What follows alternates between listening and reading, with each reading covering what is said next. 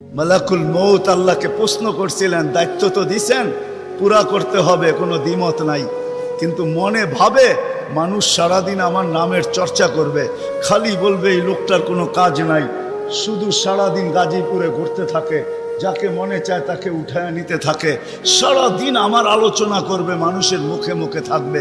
তো আল্লাহ প্রতি উত্তরে বলছিলেন, সাআজআলু লিল মাউতি সাবাবা, আমরা মৃত্যুর কারণ বানায় দিব। ইয়াযকুরু সাবাব ওয়া ইয়ানসাক, মানুষ কারণ নিয়ে আলোচনা করবে, তোমার নাম ভুলেও নিবে না।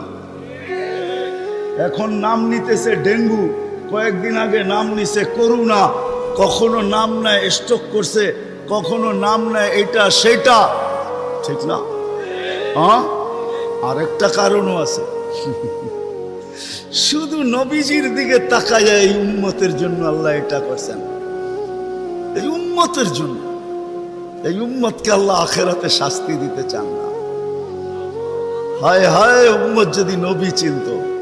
আয়সা পড়ছি অবেলা, তো হাতে সময়ও নাই, আর হইল ওয়াজ মাহফিল, অন্য কিছু হইলে হয়তো ওইদিকে চলে যেতাম। নবীজি শুনানের সময় আমার কাছে এখন নাই। যে উম্মত নবী চিনে না, নবীর কারণেই আমরা পাইছি।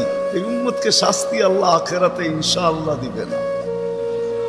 হ্যাঁ হ্যাঁ, দেয় তো দেয় কি কইরা, যার উপরে তিনবার কুদরতি হাত লাগছে। কয়বার? সৃষ্টি লগ্নে একবার, বাছাই পর্বে একবার। আমরা বাছাইকৃত উম্মত। হুয়াজতাবাকুম, জাহিদ, শুধু শুধু বলেন নাই, জাহিদু ফিল্লাহি হাক্কা জিহাদি। উম্মতে মুহাম্মাদি, আমাকে পাওয়ার জন্য যতটুকু শক্তি আছে সব লাগায় দে না, তোমাদের সেজদার জায়গা দিয়া নূর ফুটা বাহির।